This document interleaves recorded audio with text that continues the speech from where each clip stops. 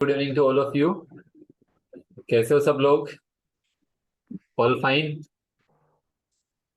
चलिए, तो जो अपन ने सीखा था उसी को आगे कंटिन्यू करेंगे। मैंने आप लोगों को एक क्वेश्चन भी दिया था, इंडिया चाइना रिलेशंस पे क्या क्या इश्यूज हैं एंड क्या क्या स्ट्रेटजीज हम यूज कर सकते हैं इंडिया चाइना रिलेशंस पे अलग अलग लेवल्स पर।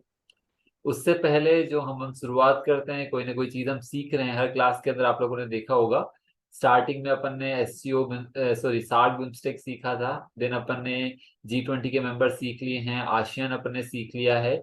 आज अपन एससीओ के मेंबर सीखेंगे, साथ में दो इंपॉर्टेंट चीजें जिनको अपन काफी सारे आंसर्स में यूज करेंगे। स्पेशली यूनाइटेड नेशंस के प्रेसिडेंट रहते हुए, जो आपका यूएनएससी के नॉन परमानेंट मेंबर था इंडिया 2021-22 में, वहां पर दो तीन इंपॉर्टेंट चीजें हैं जो फॉरेन पॉलिसी में भी हम यूटिलाइज कर सकते हैं कि क्या क्या चेंजेस इंडिया ने देखे हैं। तो उनको भी अपन आंसर्स में यूज कर सकते हैं, तो उसका भी अपन यूज करेंगे। आई होप सभी लोग कनेक्ट हो चुके हैं। तो मैं डायरेक्टली स्क्रीन शेयर करता हूँ। जो नए स्टूडेंट्स है, फर्स्ट टाइम देख रहे हैं, एक बार पुरानी क्लासेस जरूर देखिएगा ताकि आप लोगों को सारी चीजें कनेक्ट हो जाए, जो जो चीजें हमने सीखी है। और साथ में आज अपन जो नेबरहुड पे अपने स्टार्ट किया था चाइना को लेकर, तो नेबरहुड के अलग अलग एंगल्स देखेंगे कि नेबरहुड में हमारे आंसर्स में कैसे अलग अलग एंगल्स अपन यूज कर पाएंगे। तो चलिए डायरेक्टली स्क्रीन शेयर करता हूँ आप लोगों के लिए। ओके, आई होप सब लोगों को स्क्रीन विजिबल होगी।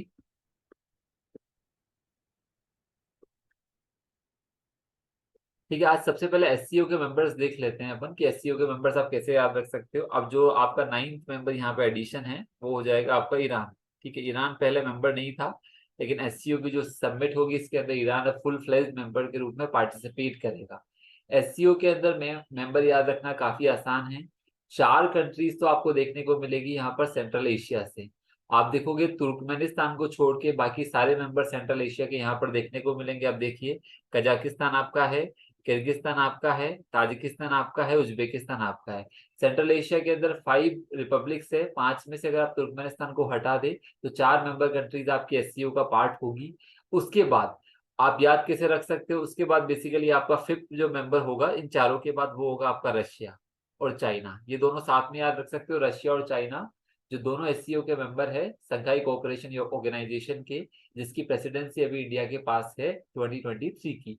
आप लोगों को ध्यान होगा 2017-18 में इंडिया पाकिस्तान साथ में यहाँ पर ज्वाइन हुए थे, तो ये दोनों मेंबर बेसिकली साथ में ज्वाइन हुए थे सेवंथ और एट्थ मेंबर के रूप में। तो उसके बाद आ जाएगा आपका India and Pakistan, and last member जो लेटेस्ट मेंबर यहाँ पर ज्वाइन होने वाला है, दैट इज द जो इस समिट के अंदर पार्टिसिपेट करेगा, वो है आपका ईरान। तो अभी प्रेजेंटली एससीओ के अंदर 9 मेंबर स्टेट्स है। इसमें बहुत सारे ऑब्जर्वर स्टेट्स भी हैं, ऑब्जर्वर स्टेटस भी काफी सारों को मिला होता है। कई बार आपके एग्जाम में अगर क्वेश्चन आ जाता है कि which of the following are the observer countries of the SCO, तो ऑब्जर्वर कंट्रीज में बहुत सारी हो सकती है। ऑब्जर्वर का मतलब है कि वो फुल फ्लेज्ड मेंबर नहीं है, लेकिन उस ऑर्गेनाइजेशन की एक्टिविटीज पे एक वॉच रख सकती है, एक सुपरविजन रख सकती है, बट वो बेसिकली उसकी मीटिंग के एजेंडा में पार्टिसिपेट नहीं कर सकते। जैसे आप लोगों ने देखा होगा, India is not the member of G7, but कई बार बेसिकली इंडिया को G7 की जो समिट्स वगैरह में इनवाइट किया जाता है होस्ट कंट्री के द्वारा। तो इंडिया वहां पे एज ए मेंबर कंट्री तो पार्टिसिपेट नहीं करेगा, बट हाँ as a invitee member participate कर सकता है। जो आप लोग देख रहे हो पास्ट G7 के अंदर इंडिया पार्टिसिपेट कर रहा है। तो ये बेसिकली आपको दिखाता है कि कई बार मेंबर्स को इनवाइट किया जाता है। जैसे इंडिया भी क्या करता है, अभी G20 की प्रेसिडेंसी के अंदर बहुत सारी मेंबर कंट्रीज को इनवाइट कर रहा है अपनी तरफ से। तो उस कंट्रीज के पास ऐसे कुछ पावर्स होते हैं जिससे वो मेंबर कंट्रीज को इनवाइट कर सकते हैं। तो आपको एससीओ की मेंबर कंट्रीज बहुत इजीली याद रहेगी। 4 कंट्रीज आपकी सेंट्रल एशिया से, तुर्कमेनिस्तान को हटा दीजिए, 2 आपकी चाइना रशिया, फिर इंडिया पाकिस्तान पैरेलल चलेंगे, और लास्ट में सबसे लेटेस्ट मेंबर है आपका ईरान। तो 9 कंट्रीज आप इजीली रिमेंबर रख सकते हो एससीओ वाला पार्ट। ठीक है, एससीओ की प्रेसिडेंसी मैंने आपको बताया, इसके बारे में भी हम बात करेंगे कि प्रेसिडेंसी के अंदर क्या क्या डिस्कस करने वाले हैं, क्या एजेंडा रहेगा। इसकी एक इंपॉर्टेंट एजेंसी अगर आपने नाम सुना हो, रेड्स करके, रीजनल एंटी टेररिस्ट स्ट्रक्चर, जो कि काउंटर टेररिज्म को लेकर काम करती है। ये एससीओ का ही पार्ट है, इसकी फुल फॉर्म यहाँ पर लिख रहा हूँ मैं रेड्स की, रीजनल एंटी टेररिस्ट स्ट्रक्चर। अगर कई बार आ जाता है कि ये किसका पार्ट है रेड्स, तो ये संघाई कोऑपरेशन ऑर्गेनाइजेशन का पार्ट है, इंपॉर्टेंट है। और काउंटर टेररिज्म के लिए काम करती है रेड्स करके। ठीक है, तो आप ध्यान रख सकते हो, reds related to SCO, Shanghai Cooperation Organisation. ठीक है, बस इसमें इतना सा मेंबर कंट्रीज याद रखेंगे, बाकी डिटेल अपन बाद में देखेंगे। चलिए, नाउ द नेक्स्ट लर्निंग आपकी जो मैंने आपको बताया, जिसको आप फॉरेन पॉलिसीज वगैरह में यूज कर सकते हो। यूएन के अंदर आप लोगों को पता है, यूएन का एक इंपॉर्टेंट ऑर्गन है UNSC, United nation security council. और आप लोगों को ध्यान है, यहाँ पर 10 नॉन परमानेंट मेंबर्स होते हैं, सब लोगों को ध्यान होगा 10 नॉन परमानेंट मेंबर्स होते हैं इसके अंदर। 5 तो आपके परमानेंट होंगे, 5 तो आपके परमानेंट मेंबर होंगे। और अब आप लोगों को याद भी हो चुका होगा, 5 परमानेंट मेंबर में से अपन ने देखा था कि जब G20 और G7 पड़ा था तो 3 मेंबर कंट्रीज आपको वहां से मिल रही थी। नाम बता सकते हो? ठीक है, कौन कौन सी मेंबर कंट्रीज थी? आई होप आप लोगों को याद होनी चाहिए। आप मैसेज में टाइप करके बता सकते हैं कि यूरोप से कौन कौन सी है, और बाकी बेसिकली आपकी अदर कौन सी है जो 5 परमानेंट मेंबर कंट्रीज का पार्ट है। तो नॉन परमानेंट आपका हो जाएगा, यूरोप से आपकी 2 आएगी, और बाकी 3 अदर्स आप इजीली बता सकते हो। अब जो यहाँ पर मुद्दे की बात है जो मुझे आप लोगों को सिखानी है, 2021-22 में यूनाइटेड नेशंस के प्रेसिडेंट नॉन परमानेंट मेंबर के रूप में इंडिया में सर्व किया। 2 ईयर का टेन्योर आप लोगों को ध्यान होगा, 2 साल का टेन्योर होता है। ये 8वीं बार था जब इंडिया यूएनएससी के नॉन परमानेंट मेंबर के रूप में सर्व कर रहा था सिंस इंडिपेंडेंस। इंडिपेंडेंस के बाद ये 8वीं बार था जब इंडिया ने यूएनएससी के नॉन परमानेंट मेंबर के रूप में सर्व किया, जिसका टेन्योर होता है 2 ईयर्स। अब इसमें आप बोलोगे सर फॉरेन पॉलिसी में क्या यूटिलाइज करेंगे? यहाँ पर कुछ इंपॉर्टेंट एजेंडा थे जो इंडिया ने लिए। सबसे पहले काउंटर टेररिज्म को लेकर, जिसमें बोला जितनी भी आपकी टेररिस्ट एंटिटीज है, तो ये वर्ड यहां पर लिख रहा हूं, transparency, transparency in listing and D listing of, listing and D listing of terrorist entities. ये सब जगह आपका काम आएगा। क्यों काम आएगा? अभी भी आप लोगों ने देखा होगा, कुछ दिनों पहले न्यूज में था, जब मसूद अजहर का जो ब्रदर था अब्दुल रऊफ मक्की, उसको बेसिकली जब टेररिस्ट डिजिग्नेट करने की बात आई थी तो चाइना ने फिर से वीटो कर दिया था। तो यहाँ पर इंडिया ने आवाज उठाई थी कि जो भी टेररिस्ट एंटिटीज को लिस्ट और डिलिस्ट किया जाए उसके अंदर कंप्लीट ट्रांसपेरेंसी हो। ऐसा नहीं है कोई भी मेंबर कंट्री आर्बिट्रेरली अपने वीटो का यूज वहां पर करे। तो ये आप बता सकते हो कि काउंटर टेररिज्म हमारी फॉरेन पॉलिसी का one of the important part है, जिसमें भी बेसिकली अपन बात कर रहे हैं जो भी आपका टेररिस्ट एंटिटीज को लिस्ट और डिलिस्ट करते हैं उसमें कंप्लीट ट्रांसपेरेंसी होनी चाहिए। ऐसा नहीं कि P5 मेंबर है तो कभी भी अपने वीटो पावर का यूज कर रहा है। ये इंपॉर्टेंट था। दूसरा एक और एजेंडा था जो इंडिया का इंपॉर्टेंट है, technology in UN peace keeping. इसका भी अपन फॉरेन पॉलिसी में यूज करेंगे कि इस पे भी काफी एम्फेसिस हमारा बड़ा है, technology in UN peace keeping. Technology other sectors में तो यूज कर ही रहे हैं, बट यूएन पीस कीपिंग को लेकर भी इंडिया ने क्लियरली बोला है कि यूएन पीस कीपिंग में भी टेक्नोलॉजी का यूज किया जाए, ताकि यूएन पीस कीपर्स पर वायलेंस को मिनिमाइज किया जा सके। अभी आप लोगों ने देखा होगा पिछले साल कोंगो के अंदर 2 यूएन पीस कीपर्स मारे गए थे। तो इसलिए बेसिकली यहाँ पर इंडिया चाह रहा है कि प्रोएक्टिवली यूएन पीस कीपिंग में काम किया जाए। और आप लोगों को ध्यान होगा इंडिया का बहुत एक्टिव कोलोब्रेशन रहा है या एक्टिव कंट्रीब्यूशन रहा है यूएन पीस कीपिंग को लेकर। इवन इंडिया ने ही first woman contingent as a UN peacekeepers भेजी थी लाइबेरिया के अंदर, जो कि एक अफ्रीकन कंट्री है। तो इंडिया का एक वहां पर अपन एग्जांपल भी लेते हैं कि इंडिया ने basically first complete woman troop send की थी लाइबेरिया के अंदर, और वहां के प्रेसिडेंट ने बेसिकली काफी प्रेज किया था इंडिया के वुमन पीस कीपर्स के कंट्रीब्यूशन को लेकर। तो बहुत सारी चीजें हैं इसको लेकर, बट हाँ ये चीज आप लोग ध्यान रख सकते हो। और तीसरा फोकस है जो हमारा मैरिटाइम जो डोमेन है उस पर बेसिकली काफी फोकस हमारा रहा है। मैरिटाइम जो डोमेन है उसको लेकर भी अपन बात करेंगे। बट हाँ आप चाहो तो फॉरेन पॉलिसी के अंदर ये न्यू एरियाज थोड़ा सा डाल सकते हो कि हाँ इन एरियाज को लेकर रिसेंटली यूएनएससी प्रेसिडेंसी के दौरान इंडिया ने बेसिकली बात की है, इन मुद्दों पर अपनी आवाज उठाई है। तो ये फॉरेन पॉलिसी में और अपन एडिशन कर सकते हैं अपने आंसर्स के अंदर, तो आपको कुछ नए पॉइंट्स यहाँ पर और भी मिल जाएंगे। कम से कम पॉइंट नंबर 1 और पॉइंट नंबर 2 तो यूज करे ही करें। मैरीटाइम सेक्टर तो अपन बिमस्टेक में भी यूज कर रहे हैं और अदर भी यूज करेंगे। चलिए, तो ये 2 चीजें थी जो आज की लर्निंग है, एक तो एससीओ के मेंबर्स, और बेसिकली ये जो मैंने आपको चीजें बोली कि यूएनएससी के नॉन परमानेंट मेंबर के रूप में ये इंडिया का अर्थ टेन्योर है, मतलब 8वीं बार इंडिया सर्व कर चुका है, 2 साल का टेन्योर होता है। एक और चीज आप लोगों को ध्यान हो तो इसी का एक ऑर्गन है यूएन का जिसका नाम है यूएन इकोसोक। उसका भी बेसिकली 2021 से 24 के बीच में इंडिया के पास एक मेंबरशिप थी यूएन इकोसोक की भी। इसका टेन्योर 3 ईयर का होता है, ध्यान रखना। यूएन इकोसोक का टेन्योर होता है 3 ईयर्स का। एक और इम्पोर्टेंट चीज अगर आपको बताऊं तो इसी के अंदर यूएन के अंदर एक ऑर्गन है ICJ, international court of justice, जिसके जज का टेन्योर होता है 9 ईयर। और बेसिकली आप देखो कि वापस से इंडिया के जज यहाँ पर चुने गए हैं। तो ये टेन्योर आप थोड़ा सा ध्यान रख सकते हो, प्रीलिम्स में आपके काम आ जाता है। और आप जब कंट्रीब्यूशन बता रहे हो मेंस के अंदर कि यूनाइटेड नेशंस में एट प्रेजेंट कहाँ कहाँ पे इंडिया एक्टिव कोलोब्रेशन कर रहा है तो यूएन इकोसोक नाम दे सकते हो, यूएनएससी का नॉन परमानेंट मेंबर के रूप में जो इंडिया सर्व कर चुका है 21-22 में, उसका रेफरेंस दे सकते हो। इंटरनेशनल कोर्ट ऑफ जस्टिस में इंडिया के जज हैं दलबीर सिंह भंडारी जी, जो बेसिकली 9 ईयर्स के लिए यहाँ पर फिर से सर्व करेंगे।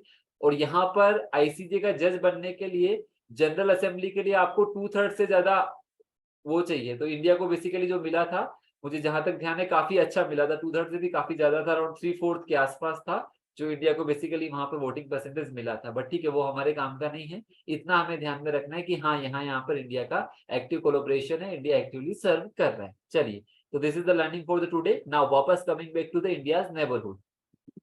ठीक है, इंडियाज नेबरहुड पर वापस आते हैं अपन। इंडियाज नेबरहुड पर जो आप लोगों को आज सीखना है चीजें, पिछली क्लास में मैंने आपको काफी सारी स्लाइड्स दिखाई थी इंडिया चाइना को लेकर जो हम डिस्कशन में ले रहे थे। तो देखो, किसी भी नेबरहुड कंट्री को लेकर क्या क्या चीजें आपको जाननी है, उनको अपन क्लब करते हैं। चाइना को लेकर अपन बात कर रहे थे, क्वेश्चन भी दिया था मैंने आप लोगों को, इंडिया चाइना क्या क्या इश्यूज है। तो जब भी आप उस आंसर को लिखेंगे तो आपको हाईलाइट करना है अलग अलग डायमेंशन। फॉर एग्जाम्पल, उसी क्वेश्चन के कुछ डायमेंशन, काफी सारे लोगों ने मुझे क्वेश्चन भेजे भी थे, बट हाँ, मैंने रीड कर लिए हैं। तो मैं आपको लोगों को एक साथ ब्रॉडली यहाँ पर बता देता हूँ कि क्या क्या चीजें आपके आंसर्स के अंदर आनी चाहिए। ठीक है, तो आपको ये काफी चीजें हेल्प करेगी। इंडिया नेबरहुड में जब अपन चाइना की, इंडो चाइना को लेकर बात कर रहे थे, तो अगर आपसे पूछा जाए कि क्या क्या इश्यूज है इंडो चाइना रिलेशंस के अंदर, जो, तो सबसे पहले आप लोगों को मैंने बताया भी था, बॉर्डर को लेके काफी लोगों ने अच्छा रिप्रेजेंटेशन भी किया है, मैप्स बना के बताया है कि कौन सा वेस्टर्न सेक्टर है, कौन सा मिडिल सेक्टर है, कौन सा ईस्टर्न सेक्टर है। ठीक है, ईस्टर्न सेक्टर में आपको मैकमोहन लाइन वाले दिखाया है, वेस्टर्न सेक्टर में आपने एलएसी वाला पार्ट दिखाया है, तो वो अच्छा रिप्रेजेंटेशन है।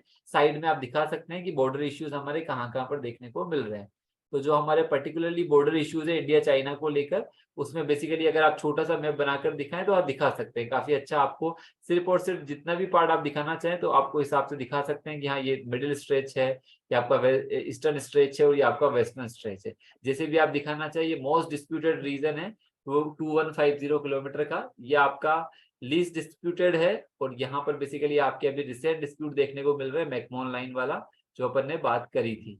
ठीक है, तो ये तीनों को आप अलग अलग करके दिखा सकते हैं, बॉर्डर इश्यूज वाले। और एलएसी वाले मैंने कुछ पॉइंट्स भी आपको हाईलाइट किए थे, कि जैसे आपका गलवान वाला पॉइंट था, हॉट स्प्रिंग वाला पॉइंट था, घोघरा वाला पॉइंट था, दौलत बेग ओल्डी वाला पॉइंट था, जो मैंने आपको मैप के अंदर दिखाया था। तो आप चाहे तो कुछ एरिया दिखा सकते हैं जो रिसेंट वाले डिस्प्यूटेड है। बॉर्डर इश्यूज में मैंने आपको साथ में एक और चीज दिखाया था, जो हमारे नेबरिंग कंट्रीज के साथ हमें दिक्कत आ रही है, जैसे कि अपन ने देखा था नेबरहुड के अंदर डोकलाम इश्यू आप लोगों को मैंने हाईलाइट करके दिखाया था, जो कि आप लोगों को ध्यान होगा ट्राई जंक्शन वाला पॉइंट था। एक साइड आपका सिक्किम था, एक साइड भूटान था और ऊपर तिब्बत वाला पार्ट था। तो जो कि एक स्ट्रेटेजिक लोकेशन हमारा कवर करता है। तो डोकलाम इश्यू भी एक तरह से किसका पार्ट आ जाएगा, आप इसको चाहो तो दिखा सकते हो। ये बेसिकली किसका वायलेशन है, वायलेशन ऑफ, इसके साथ में मैप भी बना सकते हो, वायलेशन ऑफ सॉवेरेनिटी एंड इंटीग्रिटी। चाहे इसमें आपका भूटान वाला पार्ट हो, चाहे आपका बेसिकली इंडिया वाला पार्ट हो। जो सिक्किम वाला पार्ट हमने देखा था, आप लोगों को ध्यान हो तो मैंने मैप के अंदर आप लोगों को कल दिखाया था, और स्लाइड्स में आज आप लोगों को शेयर कर दूंगा। एक और चीज मैंने आपको यहाँ पर बताई थी बॉर्डर इश्यूज के अंदर, जब आप मैकमोहन लाइन देख रहे थे तो मैंने एक चीज बताया था कि जो मैकमोहन लाइन साइन हुई थी, ये साइन हुई थी ब्रिटिशर्स के टाइम पर। और बेसिकली यहाँ पर चाइना क्लेम करता है कि चाइना के साथ बेसिकली मैकमोहन लाइन जैसी कोई संधि नहीं हुई, ये हुआ था ब्रिटिशर्स और तिब्बतियन रिप्रेजेंटेटिव के बीच में। तो चाइना एक्नॉलेज ही नहीं करता मैकमोहन लाइन को, वो सारे इश्यूज है। फिर बेसिकली बॉर्डर इश्यूज के बाद हमने देखा था वोटर इश्यूज। ठीक है, वोटर को लेकर क्या क्या इश्यूज थे, यहाँ पर मैंने वर्ड भी यूज किया था वोटर बम। ठीक है, वोटर बॉम्ब भी मैंने वर्ड यूज किया था। ठीक है, जहां पर अपन ने कौन कौन सी चीजों की बात की थी, जो ब्रह्मपुत्र वाला जो रीजन था। ठीक है, आप लोग यहाँ से देखना चाहें, जो ब्रह्मपुत्र वाला स्ट्रेच था जहां से ब्रह्मपुत्र निकलती है, यहाँ पर आप लोग छोटे दिखा सकते हो कि किस तरह चाइना ने यहाँ पर छोटे छोटे डैम्स बना दिए हैं। ठीक है, तो ये मैंने आप लोगों को दिखाया था। दिस इज आपका हाइड्रोपॉलिटिक्स वर्ड भी यहाँ पर यूज कर सकते हो आप, हाइड्रोपॉलिटिक्स या वाटर इश्यूज, या इसको और भी अच्छे टर्म्स में दिखाना चाहो तो वाटर हेजेमनी ऑफ चाइना। तो आप अच्छे अच्छे टैगलाइंस यहाँ पे बना सकते हो कि किस तरह से चाइना कंट्रोल कर रहा है, क्योंकि चाइना क्या है यहाँ पर, China as a upper riparian state. China को क्या एडवांटेज है, China as a upper riparian state, upper riparian, China यहाँ पर अपर रिपेरियन स्टेट है। तो ये आप एग्जांपल देके दिखा सकते हो। वो मैंने डैम्स के नाम भी आपको बताए थे, जो डिक्चू था, अलग अलग 4-5 के डैम थे, वो आप यहाँ पर डैम्स के नाम भी लिख सकते हो अलग अलग। ठीक है, आपको अगर ध्यान में रहे तो लिख सकते हो, अदरवाइज छोटा सा मैप बना सकते हो कि कैसे ब्रह्मपुत्रा निकल रही है, कहाँ कहाँ पर चीजें हैं, कैसे कैसे फ्लड को, बायोडाइवर्सिटी, बहुत सारे मुद्दे यहाँ पर जुड़ जाते हैं जब आप वाटर इश्यूज यहाँ पर दिखाओगे। ठीक है, ये चीजें आप लोगों को क्लियर रहेगी। हाइड्रोपॉलिटिक्स, यहाँ पर वर्ड ऐसा यूज करना, हाइड्रोपॉलिटिक्स, बॉर्डर इश्यूज, ताकि इजी रहेगा। तो यहाँ तक आप बना लो एक बार ये स्लाइड।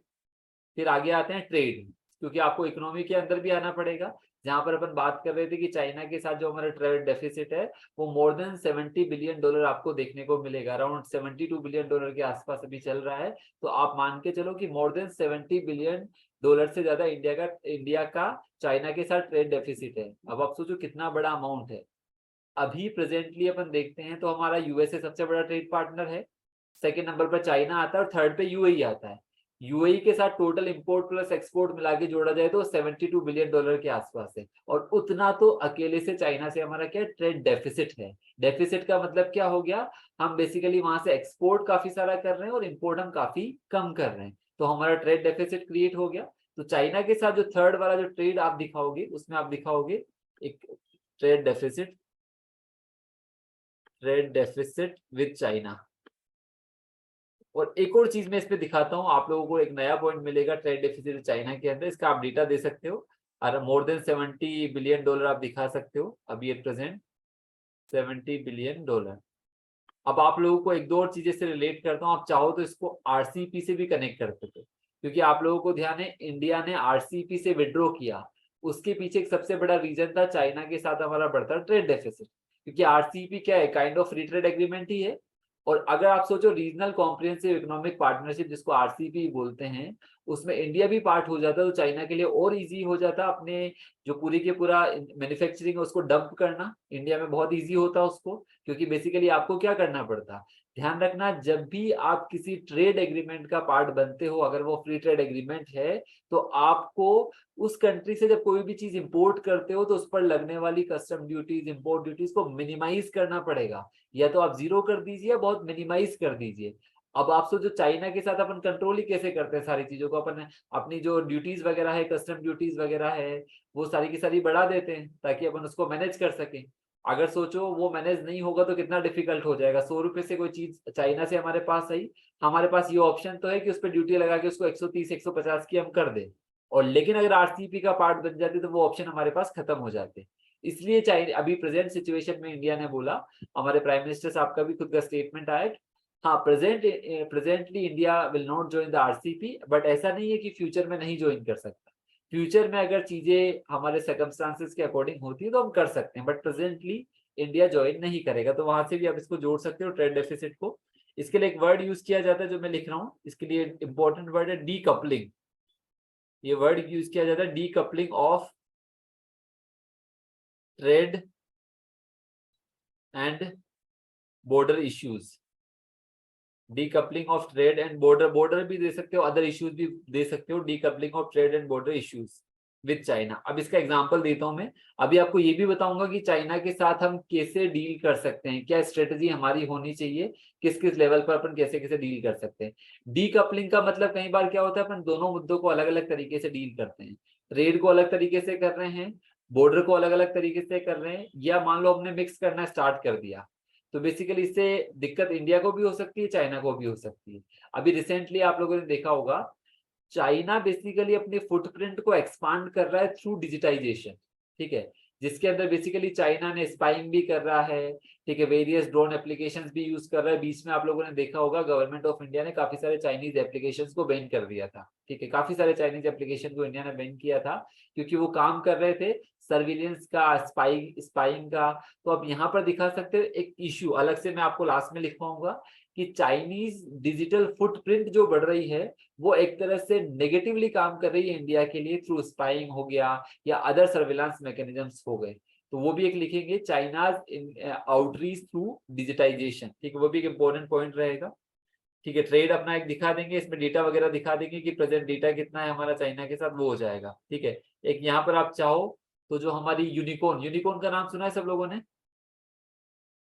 यूनिकॉर्न का मतलब क्या होता है, अगर कोई भी आपका स्टार्टअप वगैरह है या कुछ भी है, अगर उसका जो टोटल ट्रेड टर्नओवर है वो $1 बिलियन से ज्यादा हो जाता है तो वो एक यूनिकॉर्न का पार्ट बन जाता है। और आप लोगों ने देखा होगा ड्यूरिंग कोविड काफी सारे जो डिजिटल एप्लीकेशंस वगैरह थे वो काफी जल्दी यूनिकॉर्न के अंदर कन्वर्ट हो गए थे, मतलब काफी उनका जो ट्रेड था या बेसिकली उनका टर्नओवर था काफी जल्दी इंक्रीज हुआ था। तो बेसिकली यूनिकॉर्न में भी काफी सारे इश्यूज है। यूनिकॉर्न इंडस्ट्री भी बेसिकली ट्रेड वाले इश्यूज को फेस कर रही है। यहाँ पे यूनिकॉर्न इंडस्ट्री का आप एग्जांपल दे सकते हो जस्ट एग्जांपल के लिए। फोर्थ बेसिकली आ जाएगा आपका वापस से मैरीटाइम सिक्योरिटी, ये वाला पॉइंट आपको वापस से लाना ही लाना है। मैरीटाइम सिक्योरिटी जो अपन कल भी देख रहे थे चाइनीज स्ट्रिंग ऑफ पर्ल्स वाला, ठीक है। तो इसमें जस्ट एग्जांपल आप लिख सकते हो चाइनाज आउटरीच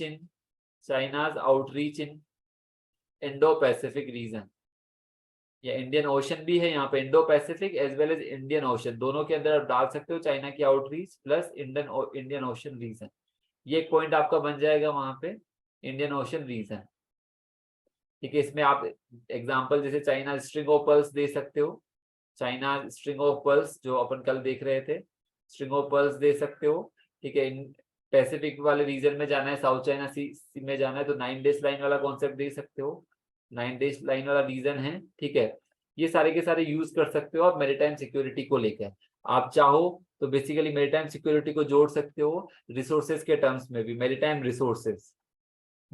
रिसोर्सेज पर भी चाइना अपनी हेजेमनी क्लेम कर रहा है। मैरीटाइम रिसोर्सेज इसमें जो इंपॉर्टेंट होते हैं आपके पॉलीमेटेलिक नोड्यूल्स वगैरह, ठीक है। आप लोगों ने देखा होगा सेमीकंडक्टर इंडस्ट्री वगैरह में काफी सारे में यूज किया जाता है इनको। पॉलीमेटेलिक नोड्यूल्स हो गए प्लस आपका ऑयल हो गया, गैस हो गई, ये सारे के सारे रिसोर्सेज आपका पार्ट हो गए।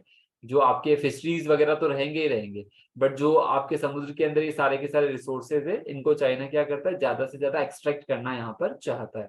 तो कुछ पॉइंट्स आप यहाँ पर यूज कर सकते हो अपने आंसर्स के अंदर मैरीटाइम सिक्योरिटी वाले पार्ट में भी, ठीक है। तो आप साउथ चाइना सी का भी रेफरेंस जरूर दे दीजिएगा यहाँ पर, साउथ चाइना सी जो मैंने आपको बोला। यहाँ पर आप एक और चाहो तो आप लोगों ने नाम सुना होगा फ्रीडम ऑफ नेविगेशन वाला,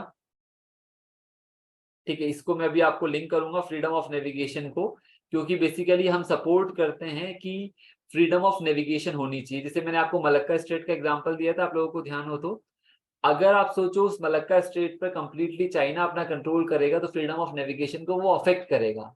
जबकि हम चाहते हैं कि जितने भी सीज हैं वहां पे फ्रीडम ऑफ नेविगेशन इंश्योर रहे, कोई भी कंट्री अपनी हेजेमनी वहां पर स्टेब्लिश नहीं कर सके। तो China basically freedom of navigation को भी हैम्पर करता है इस वाले रीजन के अंदर। ये भी एक इंपॉर्टेंट पार्ट है जो आप लोगों को दिखाना है, फ्रीडम ऑफ नेविगेशन वाला पार्ट, ठीक है। ये हो गया। अब नेक्स्ट पॉइंट लिख रहा हूँ, यहां तक लिख लीजिए पॉइंट्स को।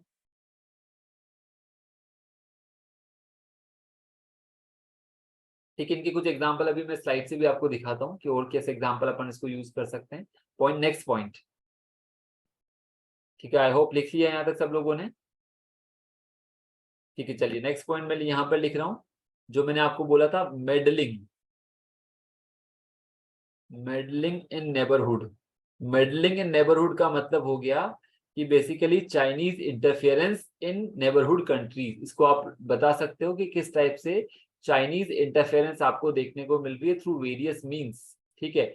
चाइनीज इंटरफेरेंस का एग्जांपल मैंने आपको दिया था, जैसे श्रीलंका में हो गया, हम्बनतोता पोर्ट लीज पे दे दिया 99 ईयर्स के लिए, बहुत सारा बेसिकली वहां पे उसने लोन दे दिया, उसके थ्रू कंट्रोल कर रहा है। नेपाल में बेसिकली कम्युनिस्ट पार्टी थे, उसके थ्रू कंट्रोल कर रहा है। म्यांमार में मिलिट्री जुंता के थ्रू कंट्रोल कर रहा है। इवन अफगानिस्तान के अंदर भी बेसिकली चाइनीज फुटप्रिंट काफी अच्छी हो चुकी है। पाकिस्तान तो बेसिकली उसके पूरे के पूरा अलाई बन चुका है। तो आप देखोगे हमारे नेबरहुड के अंदर चाइनीज मेडलिंग, ये वर्ड आपको यूज करना है, Chinese meddling in internal politics डाल दो, चाइनीज मेडलिंग इन नेबरहुड डाल दो। मेडलिंग का मतलब हो गया इंटरफेरेंस इन डोमेस्टिक अफेयर्स, ठीक है, या बेसिकली उन कंट्री के जो इंटरनल अफेयर्स में चाइनीज इंटरफेरेंस बढ़ता जा रहा है। आप इसमें चाहो तो बहुत सारे एग्जांपल दे सकते हो। एग्जांपल आपको Chinese outreach in South Asia, ठीक है, Chinese outreach in South Asia by enlarging, just word लिख रहा हूं यहाँ पे, by enlarging its sphere of influence, its sphere of influence, its sphere of influence. अब इसमें एग्जांपल आप अलग अलग दे सकते हो, जैसे कि आपका डेट ट्रैप डिप्लोमेसी, ये भी इसी का एग्जांपल है। डेट ट्रैप डिप्लोमेसी बोल दो या चेकबुक डिप्लोमेसी बोल दो, एक ही चीज है। और चेकबुक डिप्लोमेसी ऑफ चाइना, ठीक है, इसके थ्रू अपना हेजेमनी बढ़ा रहा है वो, ठीक है। उसके बाद basically support to Pakistan on Kashmir issue, support to Pakistan on Kashmir issue, ये आप एक एग्जांपल दे सकते हो यहाँ पर कि कश्मीर इशू पे भी बेसिकली पाकिस्तान को सपोर्ट करता है। एग्जांपल, सबसे बड़ा example China Pakistan economic corridor, उसी के थ्रू काम चला रहा है वो सारा का सारा, जो अपन ने देखा था BRI का पार्ट है, जो कि उसने पाकिस्तान ऑक्यूपाइड कश्मीर से निकाला था, तो उसमें तो डेफिनेटली सपोर्ट करना ही करना है। तो CPEC China Pakistan economic corridor का आप एग्जाम्पल दे सकते हो, ठीक है। फिर बेसिकली आप दे सकते हो यहाँ पर पोर्ट बिल्डिंग कर रहा है चाइना अपने आसपास वाले रीजन के अंदर, कुछ पोर्ट्स के नाम आप यहाँ पर दे सकते हो। पॉइंट्स बहुत बन जाएंगे, अलग अलग बनाना चाहो तो भी बन जाएंगे। जैसे कि आप गवादार पोर्ट का नाम दे सकते हो, जो कि बेसिकली कहाँ है, आपका पाकिस्तान वाले रीजन के अंदर। हम्बनतोता पोर्ट का नाम दे सकते हो, जो कि बेसिकली कहाँ है, आपका श्रीलंका वाले रीजन के अंदर। चिटागोंग वाले पोर्ट का नाम दे सकते हो, जो कि आपका कहाँ पर है, बांग्लादेश वाले रीजन के अंदर, ठीक है। ऐसे बहुत सारे पोर्ट्स के नाम दे सकते हो। मराव वाला पोर्ट है म्यांमार के अंदर, बहुत सारे पोर्ट्स है जो चाइना बिल्ड कर रहा है। केन्या के अंदर मैंने आपको मोम्बासा वाला पोर्ट बताया था। तो ये दिखा रहा है कि चाइना किस तरह से अपने नेबरहुड के अंदर अपनी स्फीयर ऑफ इन्फ्लुएंस को बढ़ा रहा है, कहीं पर डेट ट्रैप डिप्लोमेसी से, कहीं पर बेसिकली किसी कंट्री को किसी मुद्दे पर सपोर्ट करके, फॉर एग्जांपल पाकिस्तान का लिया, कहीं जगह पोर्ट बिल्डिंग करके। अब आप लोगों को ईरान का एग्जांपल बता देता हूँ। अभी एससीओ के अंदर अपन ने देखे, तो मैंने आपको, अगर आप एससीओ को ध्यान से देखोगे, तो अगर एससीओ धीरे धीरे एक तरह से एंटी वेस्ट कोलिएशन है, एससीओ देखा जाए तो वेस्ट का एंटी, सिर्फ और सिर्फ इंडिया ही एक ऐसा है जो वहां पे बैलेंस कर रहा है दोनों को, ईस्ट और वेस्ट को। अदरवाइज आप लोग वहां पर देखोगे, अगर इंडिया वहां से हटा लिया जाए, तो आप चाइना ले लो, रशिया ले लो, पाकिस्तान ले लो, ईरान ले लो, ये चार मेजर कंट्रीज है जो एंटी वेस्ट आप लोगों को देखने को मिलेगी। सेंट्रल एशिया वाले छोटी मोटी कंट्रीज को तो वो वैसे ही अपने स्पेयर ऑफ इन्फ्लुएंस में लेकर चला लेंगे, बट क्योंकि ईरान को भी बेसिकली वेस्ट एशिया के अंदर एक रीजनल लीडर माना जाता है, चाइना अपने आप में एक लीडर है, पाकिस्तान बेसिकली सपोर्ट कर ही रहा है चाइना को, और रशिया बेसिकली आपको पता है एंटी वेस्ट अलायंस है ही है। तो वो जो एससीओ है, वहां पर इंडिया एक बहुत ही इंपॉर्टेंट बैलेंसिंग एक्ट कर रहा है। तो इंडिया का एससीओ में रहना अपने आप में सिग्निफाई करता है एससीओ वाले पार्ट को, ठीक है। तो आप उसको दिखा सकते हो, एससीओ की प्रेसिडेंसी इंडिया के पास है, क्योंकि एससीओ एक सिक्योरिटी मिलिट्री ऑर्गेनाइजेशन है जो फोकस करेगा आपके काउंटर टेररिज्म वाली एक्टिविटीज पर। तो उससे बेसिकली एक इंटरनेशनल पीस का मैसेज जाता है। एक और चीज मुझे ध्यान आई, जो मैं आपको यूएन वाला जो बता रहा था ना, उसके अंदर एक और इम्पोर्टेंट मुद्दा मुझे ध्यान आया, जो इंडिया ने उठाया था, जो आप लोगों ने न्यूज में सुना भी होगा, रिफॉर्म्ड मल्टीलेटरलिज्म। ये एक हेडिंग भी अपन बना देते हैं आजकल कई जगह, ठीक है। ये उसी वाला जो यूएन में मैंने 3 पॉइंट बताया ना आपको, लिस्टिंग डीलिस्टिंग वाला, ठीक है, टेक्नोलॉजी यूएन पीस कीपिंग वाला और मैरिटाइम वाला, उसी में एक पॉइंट चाहो तो आप और ऐड कर सकते हो। इंडिया इस मुद्दे को भी लगातार उठा ही रहा है, रिफॉर्म्ड मल्टीलेटरलिज्म। इसका मतलब आपको समझाऊंगा, रिफॉर्म्ड मल्टीलेटरलिज्म का मतलब क्या होता है। कई लोगों को मल्टीलेटरलिज्म का मतलब भी नहीं पता होगा अभी। रिफॉर्म्ड मल्टीलेटरलिज्म ये एक पॉइंट के तौर पे बन चुका है, इंडिया सपोर्ट कर रहा है कि हाँ, आप लोगों को ध्यान है कि हमने ये तो सीख लिया था कि एक टाइम था जब हम नॉन अलाइंड थे और आज हम मल्टी अलाइंड हो चुके हैं, ये चीज तो सबको समझ आती है, non alignment to multi alignment, ठीक है, एक पॉइंट आपका बन जाता है कहीं पर भी। दूसरा आता है कि इंडिया सपोर्ट्स मल्टीलेटरलिज्म, अभी रिफॉर्म नहीं आया, अभी सिर्फ मल्टीलेटरलिज्म। मल्टीलेटरलिज्म का मतलब है engaging with various partners for a common goal, जैसे कि क्लाइमेट चेंज, सबसे बड़ा एग्जांपल ले लीजिए क्लाइमेट चेंज। क्लाइमेट चेंज के लिए पूरा वर्ल्ड एक साथ कोलैबोरेट हो रहा है, पूरा वर्ल्ड एक साथ एफर्ट कर रहा है। काउंटर टेररिज्म के लिए भी ये सारा सीन है। तो जहां पर मल्टीलेटरलिज्म का मतलब बेसिकली बहुत सारी पार्टीज एक प्लेटफॉर्म पर बैठती है, किसी पर्टिकुलर कॉमन मुद्दों के लिए डिस्कशन करती है। तो आप पढ़ते हो ना कि ग्लोबल आपके जो प्लेटफॉर्म्स है वो आज बेसिकली काम कर रहे हैं कि किस तरह से मुद्दों के अपन ग्लोबल प्लेटफॉर्म्स के जरिए अपन सॉल्यूशन निकाल सके, चाहे G20 में हो, G7 में हो या अदर ग्रुपिंग हो। तो मल्टीलेटरलिज्म का मतलब ही आपका हुआ कि जहां पर बेसिकली मल्टीपल स्टेक होल्डर्स एक सिंगल मुद्दे के लिए या बहुत सारे मुद्दों के लिए एक साथ बैठकर डिस्कस करते हैं। तो इंडिया सपोर्ट करता है मल्टीलेटरलिज्म को। रिफॉर्म्ड का मतलब क्या हुआ कि जैसे आज यूनाइटेड नेशंस है, हम चाहते हैं कि मल्टीलेटरलिज्म का सेंटर कौन हो, यूनाइटेड नेशंस को, ठीक है, क्योंकि यूनाइटेड नेशंस में दिक्कत क्या है, हेजेमनी ऑफ वेस्ट है, डेमोक्रेटाइजेशन नहीं है, ठीक है। जो आपकी डेवलपिंग या लीस्ट डेवलप्ड कंट्री उनका रिप्रेजेंटेशन नहीं है, जैसे कि अफ्रीकन रिप्रेजेंटेशन हो गया, लैटिन अमेरिकन रिप्रेजेंटेशन हो गया, तो रिफॉर्म्ड मल्टीलेटरलिज्म का मतलब है कि मल्टीलेटरलिज्म और जहां पे ग्लोबल इंस्टीट्यूशंस लाइक यूएन एक सेंटर पे हो, डेमोक्रेटाइज्ड इंस्टीट्यूशंस हो, रीजनल रिप्रेजेंटेशन एक अच्छे लेवल पर बढ़े। क्योंकि आपके मेंस में सवाल, जब आप लोगों ने देखा होगा कि सवाल आता है कि यूनाइटेड नेशंस के अंदर क्या क्या रिफॉर्म होने चाहिए और क्यों होने चाहिए, तो उसमें भी मैं आपको एक अच्छा सा लिखवाऊंगा कि कैसे, तो उसमें यही चीजें आएगी। कॉफी अन्नान का नाम आप लोगों ने सुना होगा, कॉफी अन्नान ने फॉर्मूला दिया था यूएन रिफॉर्म्स को लेकर। ठीक है, आप जस्ट ये तो लिख देते हो कि हाँ रीजनल रिप्रेजेंटेशन होगा, या बेसिकली वीटो को लेकर क्या होना चाहिए, या बेसिकली डेवलप्ड और डेवलपिंग और लिस्ट डेवलप्ड का रिप्रेजेंटेशन कैसे बढ़ना चाहिए। बट खुद यूएन सेक्रेटरी जनरल जो रहे थे कॉफी अन्नान साहब, उन्होंने भी बेसिकली फॉर्मूला दिया था कि किस तरह से यूएन को हम रिफॉर्म कर सकते हैं। तो उनके व्यूज भी हमारे आंसर्स के अंदर डालेंगे कि फॉर्मर सेक्रेटरी जनरल ने भी इन मुद्दों पे अपनी बात कही। तो रिफॉर्म मल्टीलेटरलिज्म एक अच्छा वर्ड है, ठीक है, मतलब अभी चल रहा है न्यूज में, आप यूज कर सकते हो अलग अलग जगहों पे। फॉरेन पॉलिसी में भी आ सकता है कि हाँ रिफॉर्म मल्टीलेटरलिज्म आज हमारी फॉरेन पॉलिसी का इंपॉर्टेंट पार्ट है। मल्टीलेटरलिज्म साथ साथ में रिफॉर्म, रिफॉर्म मतलब बेसिकली आपके वेरियस ग्लोबल इंस्टीट्यूशंस में डेमोक्रेटाइजेशन होना चाहिए, सिर्फ और सिर्फ वेस्टर्न हेजेमनी से वो नहीं चलेंगे, और वो बेसिकली मल्टीलेटरलिज्म का एक सेंटर होना चाहिए। इस तरह से अपन उनको डील कर सकते हैं। चलिए आगे बढ़ते हैं। मेडलिंग हो गया अपना, मैरिटाइम सिक्योरिटी हो गया। हाँ, नाउ नेक्स्ट पॉइंट, और चाइना में अपन क्या दे सकते हैं, आप बेसिकली आप देखो, हाँ यहाँ पर एक चीज और दे सकते हो आप चाइना के अंदर। मेजर मेजर पॉइंट पहले लेके आने अपन को, हो सकता है कई सारे पॉइंट्स को अपन को क्लब करना पड़े, जैसे बॉर्डर हो गया अपना, वाटर हो गया अपना, ट्रेड हो गया, ठीक है अपना, बेसिकली इकोनॉमिक वगैरह में सारी चीजें हो गई। एक चीज और देखोगे तो आप देखोगे परसेप्शंस, इसमें लिख रहा हूं मैं यहाँ परसेप्शंस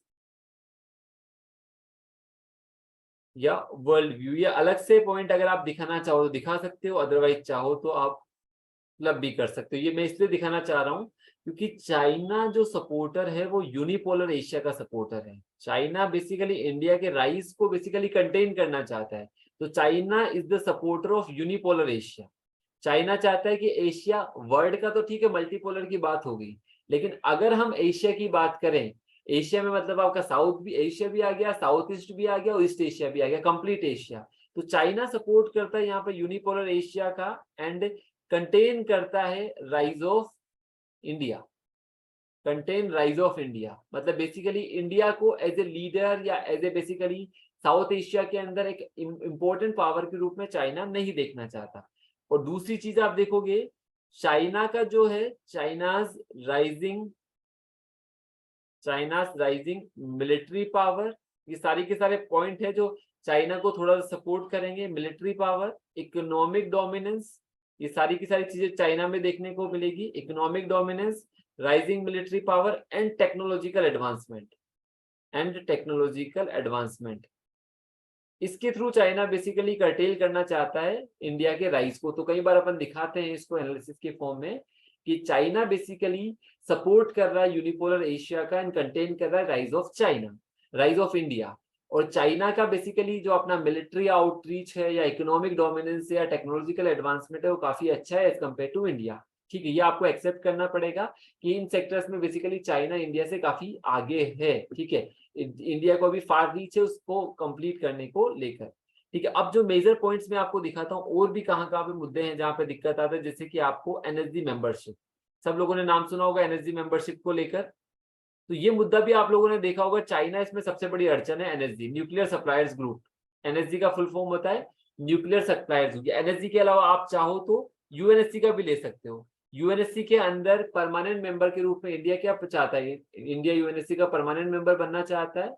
तो इन मुद्दों पर भी बेसिकली चाइना क्या करता है, ये वो इश्यू है जहां पर इंडिया और चाइना में डाइवर्जेंसेस है। ठीक है, यहाँ पर भी क्या है, divergences between India and China, China support नहीं करेगा divergences between India and China, यहाँ पर बेसिकली सपोर्ट नहीं करेगा।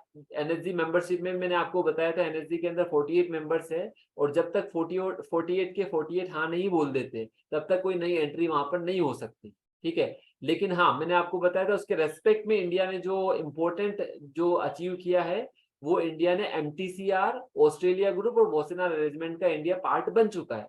एमटीसीआर का चाइना पार्ट नहीं है। तो अगर अब चाइना को एमटीसीआर में आना है तो बेसिकली इंडिया के बिना चाइना भी नहीं आ सकता। तो ये अपना बेसिकली डिप्लोमेटिक विक्ट्री एक तरह से बोली जा सकती है, या डिप्लोमेटिक बेसिकली आप इसको यूज कर सकते हो अपने आंसर्स के अंदर। तो कुछ पॉइंट्स है जो लगातार कॉमन रहेंगे, एनर्जी वगैरह वाले, आप चाहो तो यूज कर सकते हो अगर पॉइंट्स आपको और भी बढ़ाने हैं तो, ठीक है। उसके अलावा बेसिकली जो इश्यूज आते हैं वीटो वाले, तो जैसे मैंने आपको बताया, चाहे मसूद अजहर को लेकर आया था, फिर बेसिकली अब्दुल रऊफ मक्की को लेकर आ रहा है, इंडिया जिसको भी लाता है किसी टेररिस्ट एंटिटी को, जो आपके जैसे मोहम्मद वगैरह के सब लोग हैं, तो चाइना क्या कर देता है, उसको ब्लॉक कर देता है, ठीक है। तो चाइनाज अटेम्प्ट टू, इसको आप लिख सकते हो, China's attempt to China's attempt to use of veto against India's interest।